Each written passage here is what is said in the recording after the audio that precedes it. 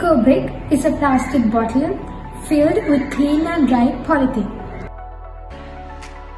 Polythene and plastic are a major threat to the environment. By making eco-bricks, we can store a massive amount of polythene in a compact area. In addition to that, eco-bricks can be used to make various structures such as statues, benches, and walls. To make an eco-brick, all you need is a plastic bottle, some daily use polythene such as polythene bags, biscuit wrappers, plastic straws, and a stick. To make an eco-brick, first take a clean plastic bottle. Then, cut all the polythene and plastic you have collected and fill it into that bottle. Use a stick to push it further down the bottle. Once the bottle is completely filled, use a cap to seal it. Make sure that the bottle is not too full to prevent the overflowing of the filled materials. A completed eco-brick would look like this.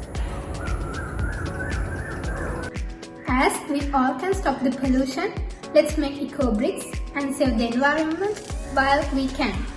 Join hands with us.